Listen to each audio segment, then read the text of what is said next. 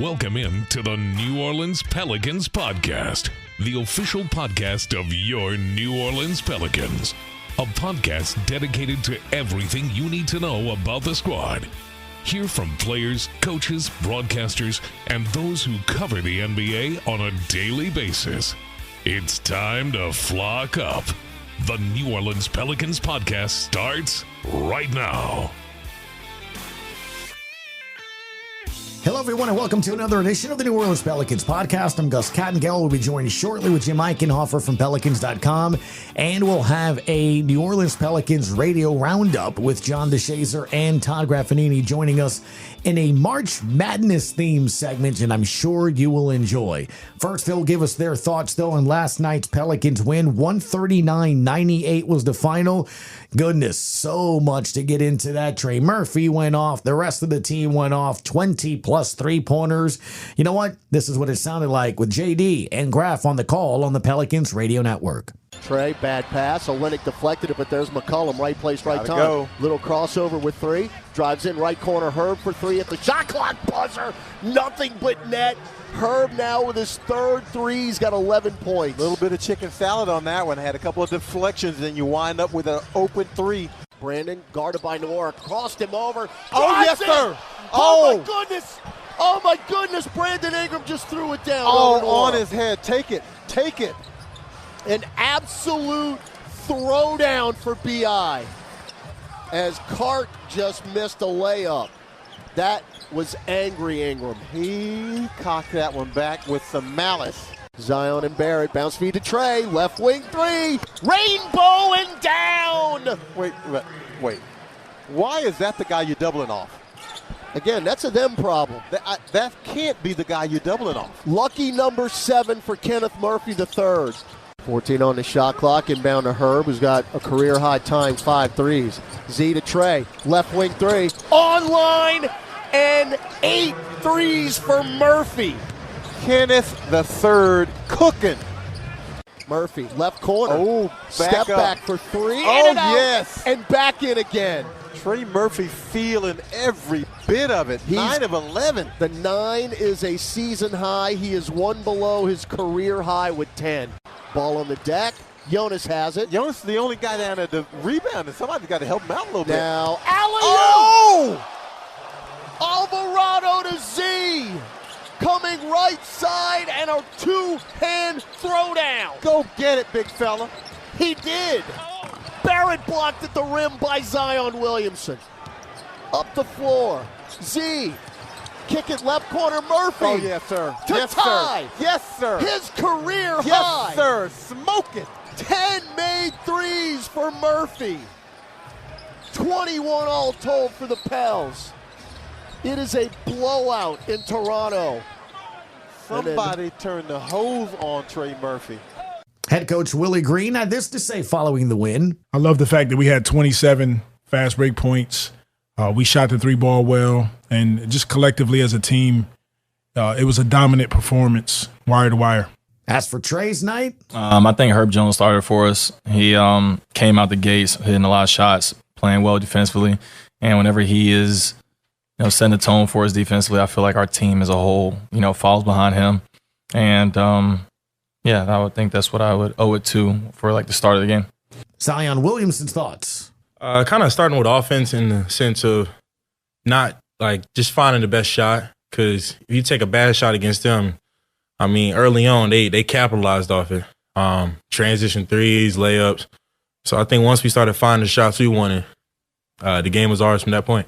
The win puts the record now for New Orleans at 37-25, 12 games above 500, and that start is the best start at this point of the season in franchise history. So we got a lot to get into, and let's do that now, as we will do a New Orleans Pelicans Radio Network Roundtable. All right, Jim, time now for another edition of the Radio Roundtable with John DeShazier, color analyst, and Todd Graffagnini, voice of your New Orleans Pelicans. And there's so much to get into. Obviously, I know you can't wait. You have like 15 pages of notes, but we have to start with last night, man. 139-98 the win. Gentlemen who are still over in Toronto getting ready to head over to Philly.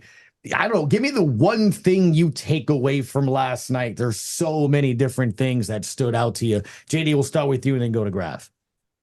The biggest thing that jumped out to me was just the utter dominance that the Pels were able to flex. I thought they started a little bit slow defensively, because the offense was always there for the entire game. But to play a team that's shorthanded on the road and to kind of suck the life out of them, I thought that was a really positive thing for the Pels, because sometimes you'll have a tendency to look at a team like that, look at the roster, maybe not play to your level of expectations, but I thought the Pels did a good job of jumping them and staying on them when they jumped them.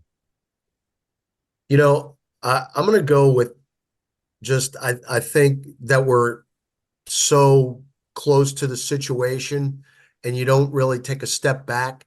We said it on the broadcast yesterday, the Pels had 7 in double figures, and everybody who touched the floor last night, including Isaiah Brockington, who made his NBA debut, scored, except for Jeremiah Robinson Earl, and he had a couple of rebounds and put up a couple of shots, but everybody who touched the floor scored. But it really hit me after the game when I was perusing the box score. I don't think anybody realizes, or, maybe you guys mentioned it post-game last night, Brandon Ingram had 12 points last night. Yeah. 12. And the Pelicans won by 41. And if somebody would have asked you before the game, hey, Brandon Ingram's going to score 12 points, how the Pelicans going to do? You might be like, I don't think the answer would be, well, you're going to hand the Toronto Raptors the largest home loss in the history of their franchise, which is exactly what happened last night. I didn't realize that. Yeah, well, again, you learn these things after the game, but no, they'd never lost by that many points in Scotiabank Arena. And it came with Brandon Ingram scoring 12 and Zion Williamson scoring 16. So it's just, look, when this team is clicking, it is really fun to watch if you're a Pelicans fan and awful difficult to defend if you're an opponent. Yeah, JD touched on this a little bit. I mean, to me, one of my biggest takeaways was they had a 45-point lead over the Raptors in the game in New Orleans. They were up by 43 at one point last night, ended up winning by 41. And we discussed this briefly on the radio postgame last night. I don't think we should take it for granted of how rare it is that, for example, the Pelicans have 6 wins by 30-plus points this season. I mean, you see teams get big leads across the NBA, but it's hard to hold on to them, and it's hard when you get up by 25, 30 points to sustain that over the course of the entire game. They also have 15 wins by 20-plus points, so we've had a lot of nights this season where we've been able to relax in the last few minutes of the fourth quarter knowing that a victory was in hand, and I think that's a good sign as far as the future, just the fact that they've been able to just completely take over some of these games on a regular basis. Yeah, I think Jim, actually your preparation is outstanding, because I was going to mention the 20-point deal as well. 15 by 20 or more, that is number 1 in the league. Even better than the Boston Celtics, who have 3 50-point wins this year. So it's look, when the Pels win, they dominate more often than not. I haven't done the research yet, and that's why we have Jim. But it would be interesting to see, because you mentioned 15 wins over 20 or more, because the thing that stood out to me was no starters. We talked about this in the postgame. 0 starters hit 20 points. Right. So it was really spread out, and a lot of guys did. And I wonder, in those games that you win by 20 or more, how many games are like that, where it's spread out? Someone off the bench has 20, 30 points, and you don't have 20-point scores. Because I remember a couple of games, guys, where it hasn't been the case, where you have something like that, where one of the big three doesn't barely get to 15 points and the team wins big. So kind of gives you the idea what this offense is capable of. And JD, we were talking about this last night after the game. Zion played 26 minutes last night. If he plays 30 minutes, he's got a triple-double. They took him out after, Brandon Ingram's going to have a triple-double if he continues to play. So now again, it's a good thing. You keep guys' minutes down on this trip, and of course you're heading into the real home stretch of the season. But if you can get guys out playing 25 to 30 minutes in mid-March, that's a good thing. What a luxury to be able to have your top guys on your roster, your top scorers, be able to go into every night saying, I don't have to have a huge game for us to be able to win. I mean, all 3 of the top scorers last night had below average in terms of point totals, and you still win the game by 40-plus points. So it's nice to know pretty much everyone doesn't have to go into any game needing to force things offensively. And it's also a huge luxury to have somebody off the bench that can make 10 3-pointers in multiple games of his career. Yeah, and I think one of the things that really jumps out, especially the last 2 games, it is such a make or miss league. So you get 38 assists because guys are making shots left and right. You score, you make 20 out of your first 22 field goal attempts against Indiana because guys are making shots. I mean, it's huge. When you make shots like that, the breathing room is so much easier. And the ball distribution finds the open guy. And when the open guy makes a shot, man, it makes guys a lot more willing to be passers and guys a lot more willing to be movers without the basketball. Guys, one thing I want to bring up, and I know Jimmy got a list of things to go, but one of the stars last night clearly was Trey Murphy, and it's so nice to see him come back the last couple of games. Todd, you and I this morning were going back and forth. There's some numbers out there that are real interesting when it comes to Trey Murphy in terms of field goal attempts made, the win-loss record on this team, minutes that he's playing, which is almost, Jim, like we talked about in post-game yesterday, starter minutes, 31, 23 minutes, things of that nature. Todd, when you look at all of that, what does that tell you about Trey Murphy on this team? In the simplest of terms, Gus, when he's going well, the Pelicans are going to win. I can't put it any clearer than that. He is such an X factor to this team. And you saw it also when he was, quote unquote, slumping. And it's no secret. We talked about it almost every night. This wasn't the Trey that we were used to seeing when he was struggling making shots. Now, to his credit, he never stopped shooting, though there were a couple of games when you saw him start to hesitate, putting up shots that we normally would see him make. And you can recall in a couple losses, he'd get the ball and he'd go down, and instead of pulling up and attempting a deep three, he'd dish it. I think that has gone away. And, if you go back in the last week, really about the last week and a half, and especially starting with that game in Madison Square Garden, where he made 6 threes, I think that started to get him going again. Now, the next night in Indiana, he only made 2, but look, the entire team was exhausted. Nobody could make a shot that night. And then in the next 2 games, he's made 6 and he's made 10. So the confidence is back. The point production goes up for the Pelicans, and obviously you're winning those games. JD? Yeah, well, it tells me that we need his mama to get on him a little bit more, obviously. Exactly. Because that kind of gets him going. But also, I mean, it's the ebbs and flow of a long 82-game season where guys will have some dips from time to time. And fortunately, the better players have smaller dips, or the dips are shorter. When you're a guy who relies on shooting like Trey does, and he's doing exactly what he was drafted to do, you don't expect him to have dips extended. And so when he gets out of it, he really, really gets out of it. I mean, he's been phenomenal, especially the last 2 games. But even Graff says, going back to the Madison Square Garden, he's been phenomenal for this stretch where he's been so dependable. And as Graff says, when he's making shots like that, if a team can beat the Pels, I like to see who it is, because when he's making shots the way he made shots last night, no team in the NBA was going to beat this team. Nobody was going to beat this team. And if he's shooting it that way, they're going to have a chance to beat any team anywhere on any night. To wrap up this discussion, we've got a lot of fun topics here with the March Madness theme that Jim came up with, but you said dependable. I must say that the word dependent, guys, when we look at the standings in the Western Conference, so many of these teams are dependent on a star or 2-star players having big nights. And that's the thing that's standing out to me right now with the Pelicans. Graffy said it. BI doesn't have to drop 30, even though he had back-to-back 30 games.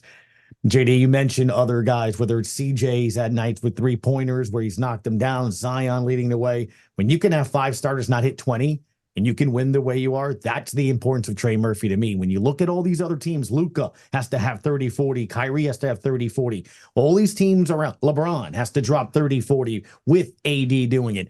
I don't feel like the Pels need that to win games. And that's something to keep an eye on. I don't know if that's going to translate to the postseason, but what do you guys feel about that? When you look everywhere else, some teams are dependent on their star players dropping big numbers. Do you feel the Pels are, or they need to?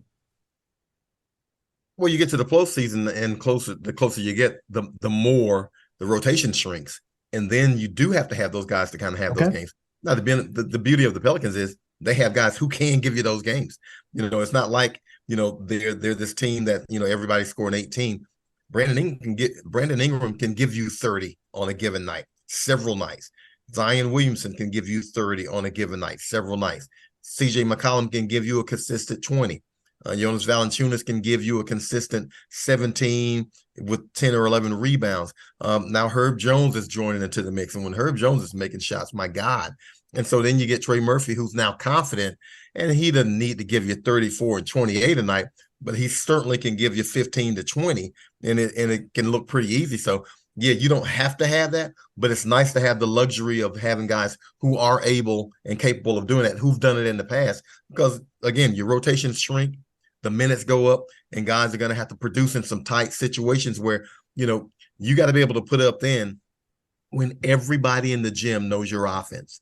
There are no secrets when you come to the playoffs, so it's just basically, this is what we do. Can you stop it?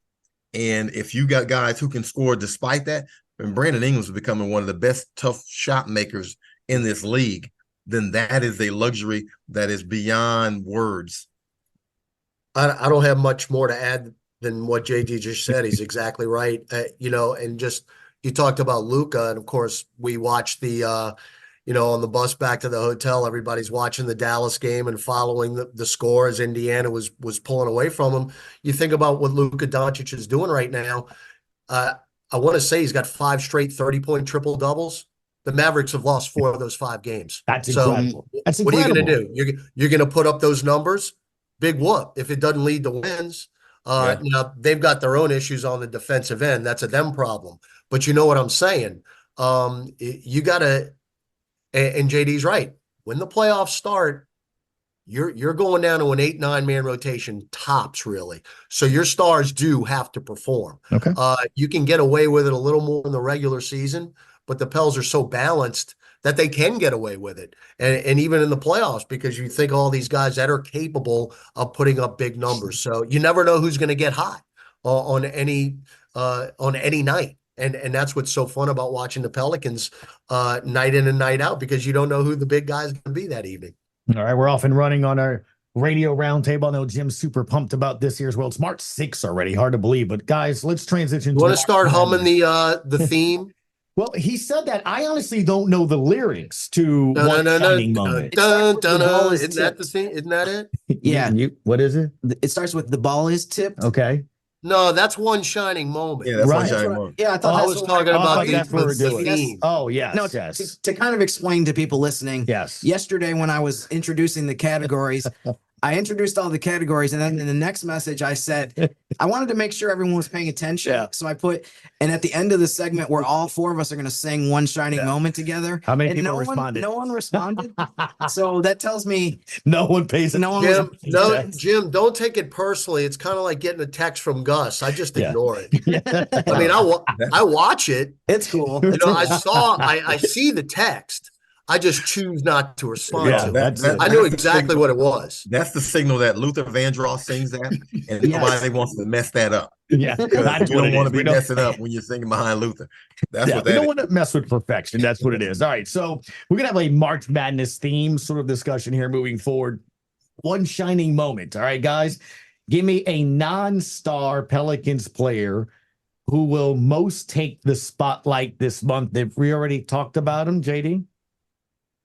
Well, I'm a Larry Nance stan, okay? But I'm going to go with Jose Alvarado, because Jose Alvarado is the kind of guy who can give you one of those games. Like, last night, 5 points, 6 assists, 3 steals. And it'll be one of those games in a game that's really tight where he won't need to get you 15 and he won't need to get you 8 assists, but he'll come up with a steal. He'll come up with a clutch 3. He'll come up with something to kind of put you over the hump. And so that's why he's my guy. I mean, he's just one of those guys who he's fearless. No situation bothers him. And I think when you're in the playoffs and when you're in clutch situations, you need a guy like that who just got he's got the guts of a burglar. You see him do it all the time. And I think he's one of those guys who, when it gets really clutch time, I think he's going to give you a game or 2 or 3 that he really sways it the Pelicans' way.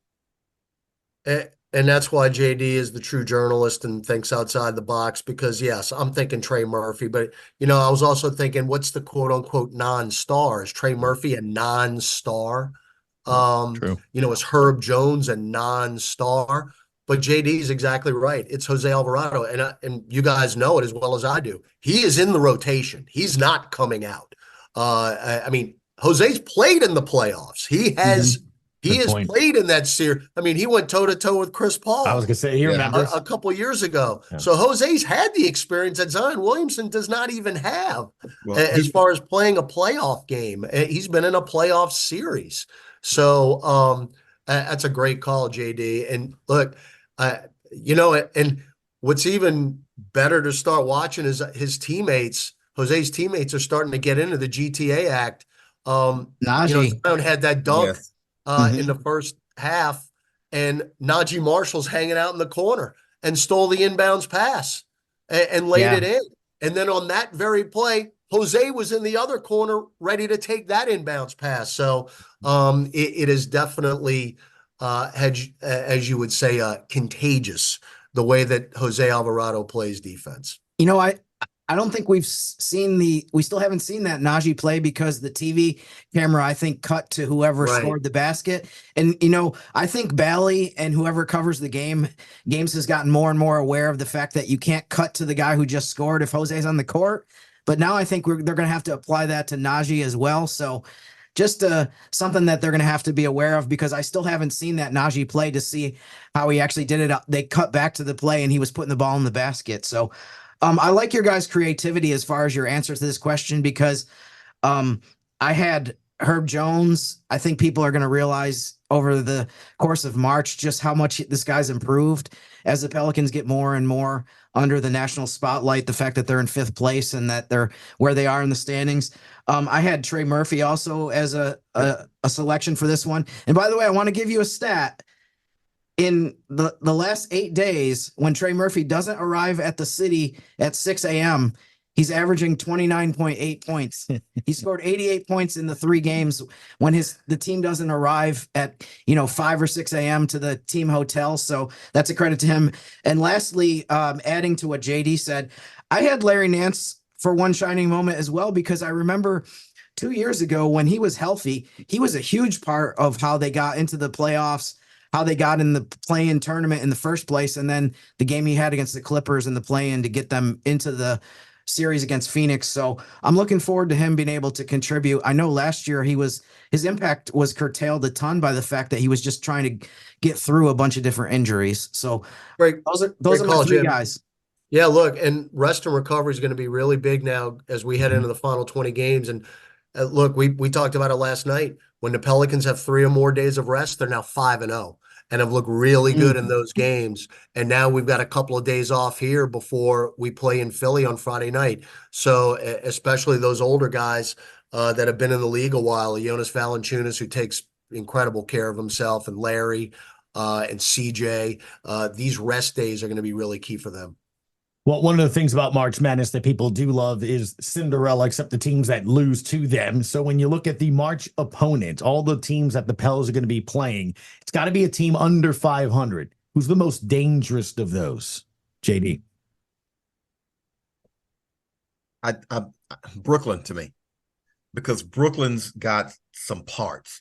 Now, they're 25-37, but they've got really good parts when you look at Mikal Bridges and Cam Johnson and Dennis Schroeder and Nick Claxton. And Cam Thomas didn't play in the most recent game, but if he's playing in that game when they play the Pelicans, on March 19th, then he adds something else to it. So they've got some parts. They hadn't won a lot this year, but they've got some guys who on a given night can really give you some issues, and the Pelicans face them on the road, which is not where I necessarily want to face them this time of year. So I'm going to go with Brooklyn.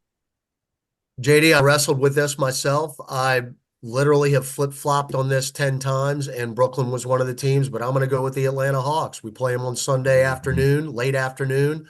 They went into Madison Square Garden and beat the Knicks last night. Mm-hmm. And as much as this is crazy to hear, they're maybe a better team when Trae Young is not playing, because DeJounte Murray and Trae Young don't cancel each other out. It's hard for them to be on the court at the same time. And you're talking about guys that can play. They've got them too. Their rookie Jalen Johnson is having a fantastic year.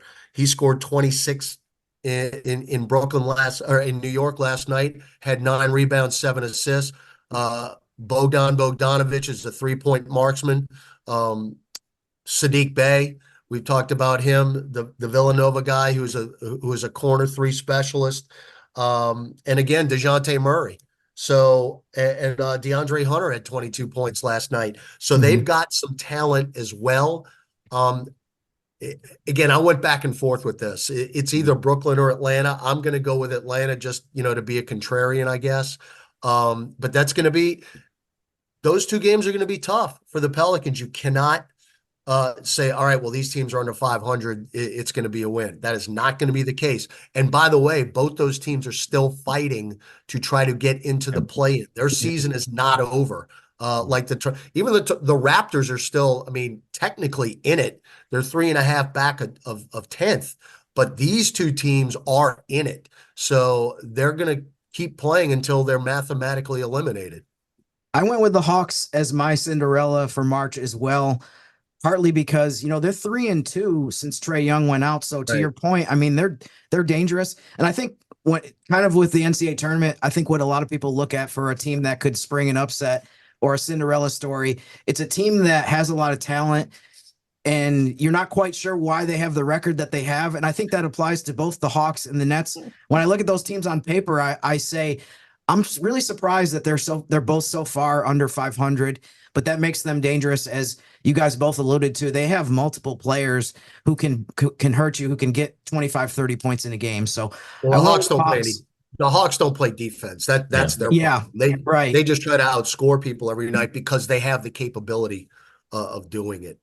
All right, easy enough. All right, let's move on to NIL. Could be a dirty word for some, for others it could be fun. Which visiting team, which player, or I guess you would look at it that way, that's come into the blender the rest of March, you pay your own money, your own hard-earned money, guys, to see? Todd. Pretty simple for me. It's not a player, it's a team. It's the Boston Celtics. Look, they're a machine. They're number 1 in the league in offensive rating. They're number 2 in defensive rating. Yeah. What are you going to say? Yeah. Everything you need in a basketball team, they've got 3-point shooting, obviously the best in the league, both really volume-wise. Nobody jacks up more threes or makes more threes than the Boston Celtics. But then you look at what they do on the defensive end, and they are just loaded with stars. Tatum, Brown, Porzingis, who did not play against the Pelicans in Boston, Drew Holiday. They're just really, really good. And if you want to watch, that's going to be a heck of a way to end the month of March on that Saturday late afternoon in New Orleans when the Celtics come to town. That's a great way to end the month. JD? Yeah, I'm co-signing on that. I thought about just, throwing in the Clippers or something like that. But it's Boston. We're talking about a team that, by all rights and measures right now, is the best team in the league. Mm-hmm. That is really, really focused in on playing for the NBA title, not the Eastern Conference Championship, not the division title. They think they got the goods to win it all. And they probably do. They went to the finals. They've been to the Eastern Conference Finals, and they're disappointed in those kinds of finishes with the roster that they have. So they go out, they get Porzingis, they get Drew Holiday, and now they really feel like they've got a chance at it. So, when you're talking about Jason Tatum and Jaylen Brown, those are the two lead dogs. But, when you can add a guy like Porzingis and when you can add a guy like Drew Holiday, who shores up your defense and gives you what Drew Holiday does, and now Drew Holiday can be your, 4th option on offense? Yeah. Man, that's a really, really good team that made some great additions to go with the parts that they already have. And they really don't even ask him to score at all. No, don't need him to. Nope. I went with the LA Clippers on March 15th and the OKC Thunder on March 26th, only from the standpoint of that there's some payback in terms of Both of those teams won by pretty big margins in the Smoothie King Center earlier this season. And also, too, if I had to tie break between those two, I think I would go with OKC. I love watching them play. Their young core between Shai Gilgeous-Alexander, Chet Holmgren, and Jalen Williams is just a lot of fun. Unfortunately, for the rest of the Western Conference, I feel like they're going to be a force to be reckoned with for a long time.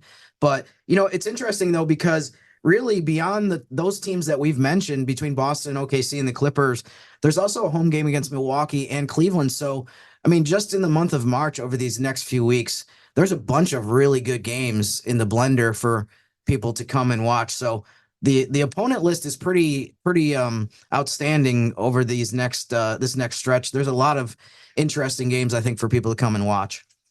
Well, the other thing I want to get into is bracketology. We all love that, and see what matchups you're eventually going to see. Now, this one doesn't include the Pelicans, right? So, realistic possibilities. Pick which Western Conference first round matchup you most want to see not involving the Pelicans. Now, I am having trouble getting past what I want to see two teams cancel each other out. So Suns and Clippers, but right. I'm kind of thinking like OKC, Minnesota for me. Those games have been fun watching already during the regular season. I don't know, Todd, which first round series would you want to see just as a basketball fan? Again, I thought about this a lot too. Lakers, Denver.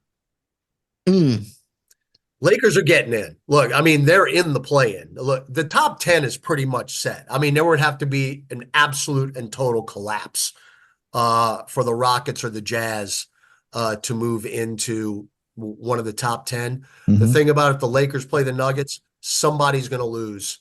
And I think those two pose issues for the Pelicans. I actually think the Pelicans match up better against Denver than they do against the Lakers when both teams are at full strength. But Denver's got the championship pedigree. They've been there.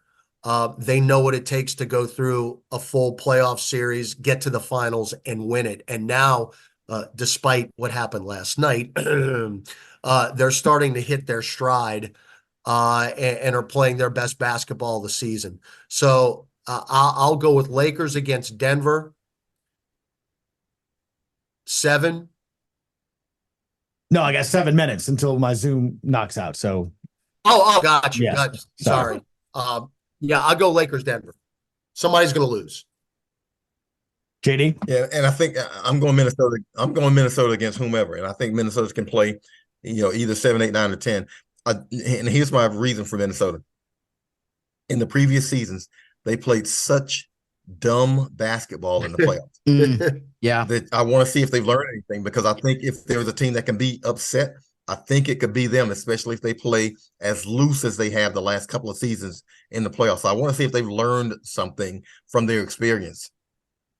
I like this category because of the different approaches that everyone took.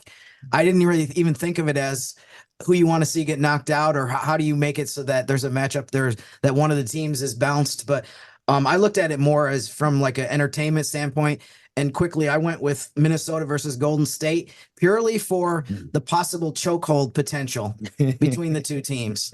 So Warriors versus Timberwolves, it seems like that's a budding rivalry. And it's interesting, too, the Timberwolves basically publicly have called the Clippers old, and I feel like they probably have said the same things about the Warriors. So that's just a fun matchup that I feel like when it comes to the playoffs, we want to see intensity. We want to see a little bit of hatred.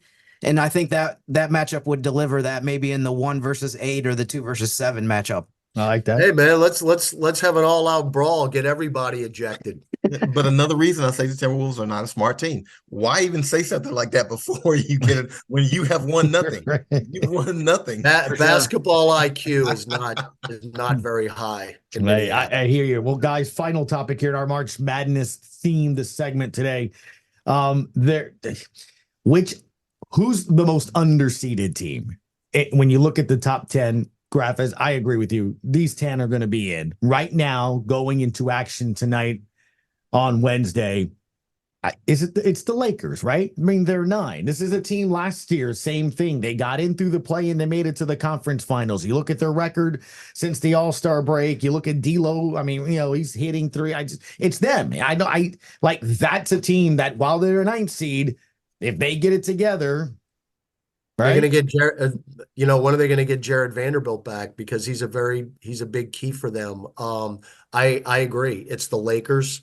They're not a 9 seed. They just aren't. If they're healthy, they're just really, really difficult to match up because LeBron is LeBron and Anthony Davis, when he is right, is as good as anybody in the league. But don't overlook the Clippers. The Clippers are not a 4 seed. They just aren't.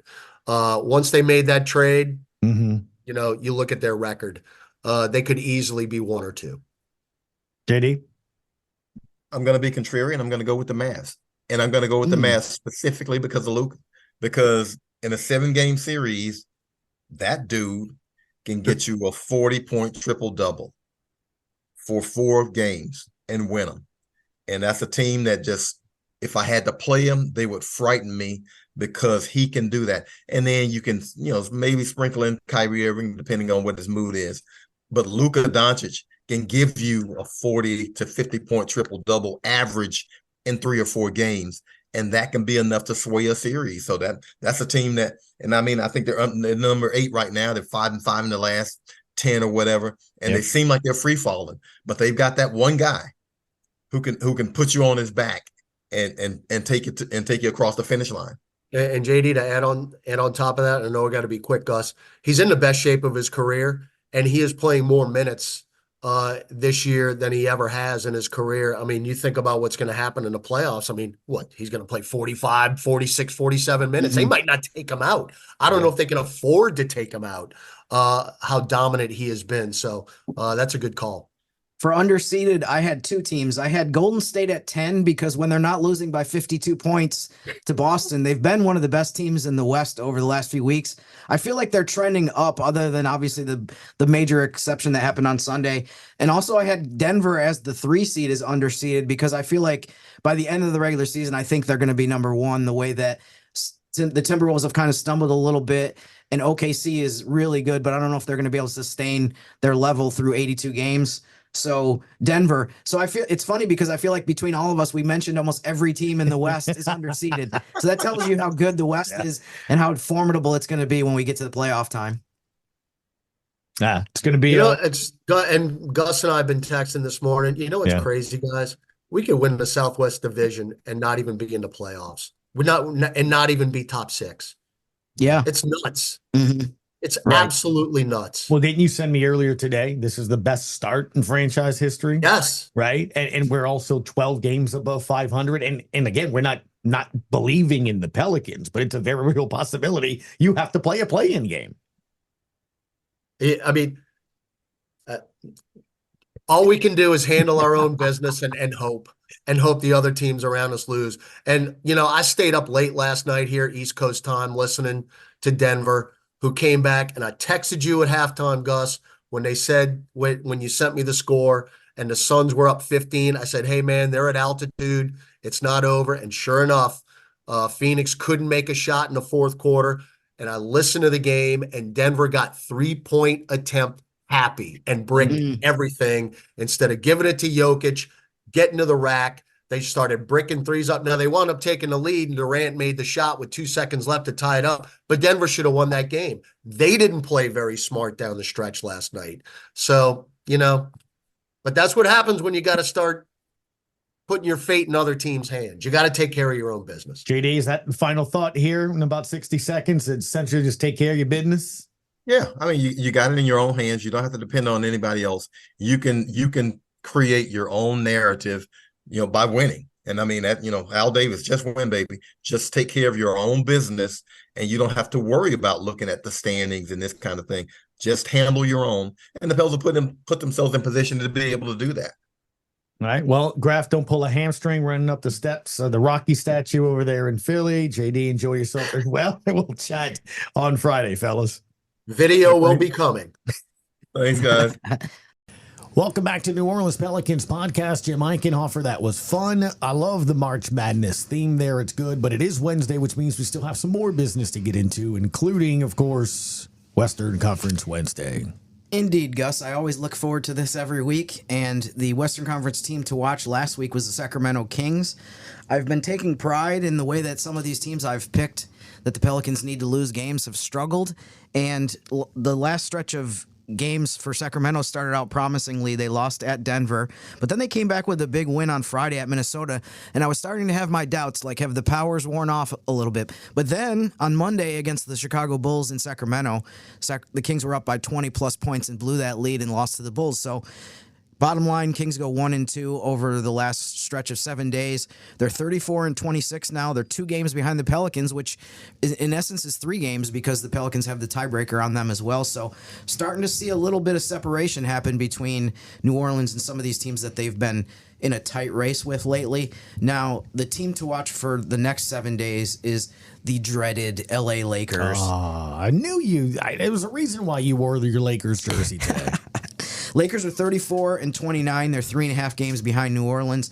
They're only a half game behind the 8th place Mavericks right now. So they're really getting close to being in the top 8 and putting themselves in much better position than being in that 9-10 game where if you lose it, you're out and your season's over. Right.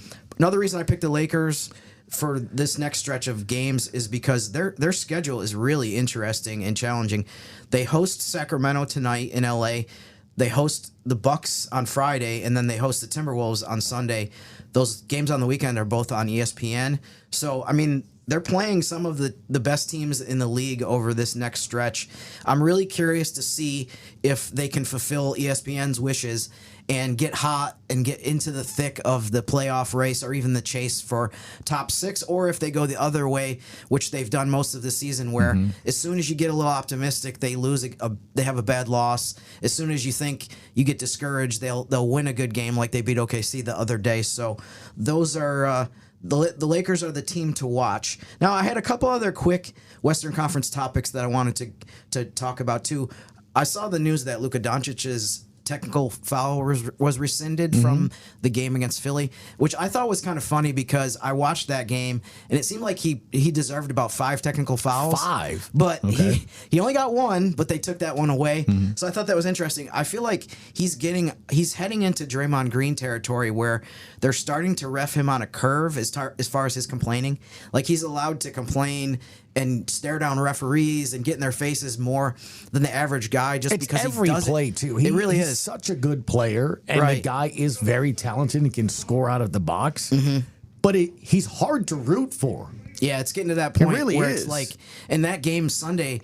So I just had to chuckle when I saw the news that they rescinded a T because I was like, he should have got I mean, you can't get more than 2 in a game before you get thrown out, but there were multiple times where they easily could have whistled him for 1. And my last topic that's kind of related to the Western Conference as well is I wanted to give a shout out and credit and tip of the cap to Zach Lowe, which I've done a bunch of times, because if you watch if you want to see something entertaining as far as media coverage, you got to watch NBA TV when Zach Lowe's on there, because he's at the point, I was watching the show yesterday, he's at the point where I feel like he's at the end of his rope with frustration as far as some of the topics in terms of they constantly talk about, are the Lakers turning a corner? Always. And he's always like, guys, can they get through the play-in tournament first before we start? Because one of their questions yesterday, I think, was, who would you pick in a series between the Thunder and the Lakers? And I think everyone picked the Lakers, except for maybe Zach Lowe. And so he's just really frustrated. At one point, they've been calling him the director of grouchiness, and he was like, no, I'm the director of reality here. Well, there's so many good teams and so many good storylines. And look, and let's be honest, when you take a look at the Western Conference, you actually do have a lot of teams that are, I guess, new at the top of that. You know, I mean, Minnesota doing that. I mean, we just remember a couple seasons ago, last season, they were trying to, play who's 9th and who's 8th and things of that nature, and 7th.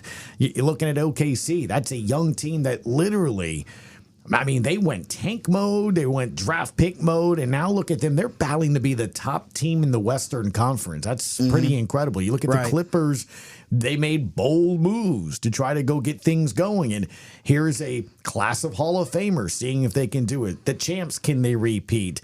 I haven't even gotten to the Lakers yet because we haven't gotten to the Pels, which are fit. The Kings are yet one of those teams that just last year got into the postseason for the first time, and they were a young team. So you have all of these different teams above them that are really good storylines. And listen, to be honest, to your point, we were talking in the last segment, the Golden State Warriors, it's the last gasp, right, for a dynasty, the last gasp of a franchise that set a standard at, in the NBA. When you go back and you think of Splash Brothers, the finals against LeBron, all of that. And this is their last gasp. I mean, one of their starters in the Splash Brothers is now coming off the bench. Draymond's going towards the end of his career. So this is an interesting point. There's so many other storylines to talk about. No, let's talk about Labubu. Yeah, I mean, I think to your point, the competition is so good and so formidable that there isn't one team that can go into this super confident. I think the closest that anyone can be that way is Denver, simply because they won the championship last year. And I think they've it seems like they're kind of scaling up towards the playoffs, where they're starting to play their best basketball of the season. But just wanted to give credit and a pat on the back to Zach Lowe, because it's funny. I picture him sometimes on the NBA Today show on the set before the show starts recording, right. And he's like breaking down film of Detroit Pistons high pick and rolls, and he's making calls to people, and he's saying like, "Hey, how come the Pistons are running so many, inverted pick and rolls, and why are they running some of these motions and sets?" And everyone else on the set is like checking Instagram to see what Lakers and Clippers players have posted lately. And it's just an interesting dichotomy between him and the rest of the philosophy. It feels like one of these days he's going to come in and he's just going to start throwing things because he can't take it anymore. So you know what? Fight the good fight, Zach. Yeah, Keep it up. Exactly. We'll co-sign with that as well. Jim Eichenhofer, give him a follow. Jim_Eichenhofer over on X, and of course Pelicans.com. Jim will see you again on Friday when the Pelicans get ready to take on the 76ers, their next game. In the meantime, hope they rest up and hope some other teams lose. We'll be scoreboard watching. See you then. Thanks for listening to the New Orleans Pelicans Podcast. Join us 3 times per week on Pelicans.com, the Pelicans mobile app, the iHeartRadio app, or where you get your podcasts.